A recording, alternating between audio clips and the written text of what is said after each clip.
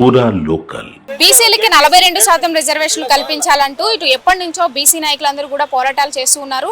So దీనిలో భాగంగానే చాలా మంది నాయకులు ఇటు బీఆర్ఎస్ నుంచి అలాగే మిగతా చిన్న చిన్న పార్టీల దగ్గర నుంచి వచ్చి ఇటు బీసీలకు అయితే కనుక అన్ని రకాలుగా సపోర్ట్ చేస్తున్నారు. ప్రస్తుతం మనతో పాటు కూడా గడ్డం శ్రీనివాస్ యాదవ్ గారు ఉన్నారు. ఆయనతో మాట్లాడే ప్రయత్నం చేద్దాం. సార్, మీరు చేసే ఈ పోరాటం బీసీలకి ఏదైతే మీరు సపోర్ట్ ఇంతలా మద్దతు ఇస్తున్నారో అది ఎక్కడి వరకు అసలు వెళ్తుంది అనిపిస్తుంది? మీకు న్యాయం జరుగుతుంది అనిపిస్తుందా? పోరాటాలు చేయడం బీఆర్ఎస్ పార్టీకి మాలాంటి వాళ్ళకి కొత్త కాదమ్మా. ఎక్కడి వరకు వస్తుందని కాదు, ఖచ్చితంగా మేము అనుకున్నట్టు రావాలి.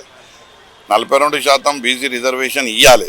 ఇవ్వకపోతే రేవంత్ రెడ్డికి ఒక ఉరితాడు బిగించే విధంగానైనా మేము బీసీ సంఘాలు, బీసీ ఐక్యవేదిక, బీసీ పోరాట విద్యార్థులు అందరం కలిసి మేము కార్యాచరణ తీసుకుంటా ఉన్నాం. తద్వారా ఇవాళ క్రమం తప్పకుండా ఈ యొక్క కార్యాచరణలో ముందుకెళ్తా ఉన్నాం. పోరాటాలు చేయడం అనేది చాలా ఉత్సాహంగా చేసేవాళ్ళం. ఇవాళ రేవంత్ రెడ్డికి మేము ఒకటే చెప్పదలుచుకున్నాం, రేవంత్ రెడ్డి బీసీలను తక్కువ అంచనా వేసినావు, బీసీలతో నువ్వు చెలగాటం ఆడినావు, బీసీలతో చెలగాటం ఆడినావు. బీసీలు అంటే నీకు అసలు కంటికి కనిపించకుండా అయిపోయినరు. నువ్వు ఏంది అని అంటే బీసీలల్లా కేవలం ఒక వాళ్ళ ఐక్యతను దెబ్బతీయాలని అంటే ఇవాళ లేనిపోని హామీలు ఇచ్చి కార్యాచరణకు సాధ్యం కానటువంటి హామీలు ఇచ్చి ఇవాళ నువ్వు ఏంది అని అంటే పాపం గడుపుకున్నావు. 42% రిజర్వేషను ఇస్తా అన్న ఆలోచన మంచిదే, దానికి ఇచ్చే ముందే నువ్వు ఆలోచించుకోవాలి. నీకు ఆలోచన కూడా తెలుసు ఇది ఏంది అని అంటే చట్టసభలలో తీసుకొస్తేనే ఇది సాధ్యమవుతుందని, ఎందుకంటే కోర్టుకు పోతారు ఇది కాదని. అయినా కానీ నువ్వు కాల్మేడ కేసి అగో బంతి ఈ కోర్టులో ఉందంటే అగో బంతి గా కోర్టులో ఉన్నది అని చెప్పుకుంటూ నువ్వు కాలం గడుపుతున్నావు తప్ప నువ్వు చేయాలన్న చిత్తశుద్ధి మాత్రం నీకు లేదు. ఇవాళ నేను ఇంకో మాట చెప్తున్నా, అయ్యా నువ్వు 42% చట్టసభలల్లో ఇచ్చే విషయాన్ని పక్కన పెట్టు. ఇప్పుడు నువ్వు బీసీ ముఖ్యమంత్రిగా నీ డిఎన్ఏను మార్చుకోగలుగుతావా? నీ చేతిలో ఉన్నటువంటి విద్యాశాఖ ఉంది, ఆర్థిక శాఖ ఉంది, నీకు ఎన్నో శాఖలు కీలకమైన శాఖలు ఉన్నాయి. నువ్వు ఇవాళ రెవెన్యూ శాఖ ఉన్నది, నీ చేతి కింద ఉన్నటువంటి నీ సెక్రటరీలు, నీ అడ్వైజర్లు అన్న బీసీలను ఎక్కువ శాతము నియమించగలుగుతావా? నువ్వు ఇది చట్టసభలలో తీసుకురాకముందే 42% రిజర్వేషన్ని పక్కన పెట్టు. నువ్వు బీసీ పక్షపాతిగా ఏ రోజు అవుతావు, ఎప్పుడు అవుతావు అని చెప్పు మాకు. రోజువారీగా నీ యొక్క డిఎన్ఏ మార్చుకునే తత్వం నీ దగ్గర ఉందా? లేదు అన్నట్టయితే మేము గమనిస్తూ ఉన్నాం. నువ్వు కేవలం ఇది మా లోపల ఒక ఆశలు రేకెత్తించి నిజంగా చెప్తున్నామా, ఈ 42% వస్తుందని చెప్పి కొద్ది గొప్ప ఆస్తులు ఉన్నవాళ్ళు, రాజకీయాల్లో ప్యాషన్ ఉన్నవాళ్ళు అవి అమ్మి లేదా అరే మాకు రిజర్వేషన్ వస్తుంది కదా మాకు ఎక్కడ పోతుంది ఇక అవకాశాలు దొరుకుతాయని అవి అమ్మి ఇవాళ రాజకీయం చేసే వాళ్ళు ఉన్నారు. ఇవాళ వాళ్ళ ఆస్తులు కూడా ఒట్టుకున్నారు. పరిస్థితి ఎట్లుంది అని అంటే ఇవాళ ఉన్నది పోయింది, ఉంచుకున్నది పోయింది. నువ్వు ఎందుకు మా లోపల ఈ ఆశలు రేకెత్తిచ్చినావు?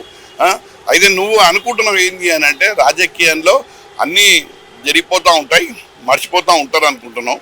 కానీ ఈ సెక్టర్ బీసీ సమాజం ఏదైతే ఉందో అత్యధిక జనాభా కలిగిన సమాజం కాబట్టి, ఇక్కడ చైతన్యవంతమైన సమాజం కాబట్టి ఇప్పుడు విద్యార్థులు ఎంతో రాజకీయంలో ప్రవేశించాలన్న ఆలోచన, సమాజంలో మార్పు తీసుకురావాలన్న కోరిక బలంగా ఇవాళ యువకులలో ఉంది. కాబట్టి ఆ యువకులే నిన్ను ఎండగడతారు, నిన్ను పొందబెడతారు. సో ఈ రోజు కేబినెట్ విచారణ ఒకటి ఉంది. సో ఆ విచారణలో ఏం తేలబోతుంది అంటారు? ఎలాగో రాదని చెప్పేసి అందరికీ తెలుస్తుంది, ఎందుకంటే 42% అనేది ఇప్పుడు ఎలాగో ఇవ్వరు, అది రాజ్యాంగబద్ధం కాదు అని చెప్పేసి అంటున్నారు. 23% ఇస్తామని అంటున్నారు. సో దీని మీద అసలు మీ ఉద్దేశం ఇవాళ క్యాబినెట్ లో మేము ఏమీ ఆశిస్తలేము. ఇవాళ బీసీలకు ఏం ఒరగది. ఇవాళ ఏంది అంటే సంతకాలు కాబోతున్నాయి. 5 లక్షల కోట్ల కుంభకోణానికి తెర లేవట్టబోతా ఉన్నాడు రేవంత్ రెడ్డి. ఇప్పుడు ఏదైతే మా కేటీఆర్ గారు చెప్పారు కదా, ఈ భూములు ఏవైతే ఉన్నాయో దాన్ని క్లారిఫికేషన్ చేసుకోవడానికి వాళ్ళ మంత్రివర్గానికి ప్రిపేర్ చేసి ఆ యొక్క పెద్ద దేశంలోనే అతి పెద్ద కుంభకోణాన్ని, ఈ కుంభకోణానికే ఇలా ప్రత్యేకంగా క్యాబినెట్ మీటింగ్ అని మా బీసీల గురించి చర్చ రాదు. మా బీసీ మంత్రులు ఎవరైతే ఉన్నారో వాళ్ళు కూడా చర్చకు తీసుకురారు. ఇది మా దురదృష్టం.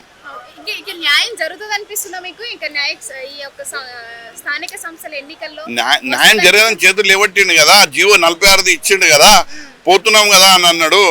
ఇక పార్టీ సింబల్ లేకుండా అయ్యే ఎన్నికలకు ఈయన ఎట్లిస్తాడు? ఈయన రేపు ఏం చేస్తాడు? ఎవడు గెలిచినా నా ఓడా అని అంటాడు, 1 మెడల్ వేసుకుంటాడు, నా 1 మెడల్ వేస్తాడు.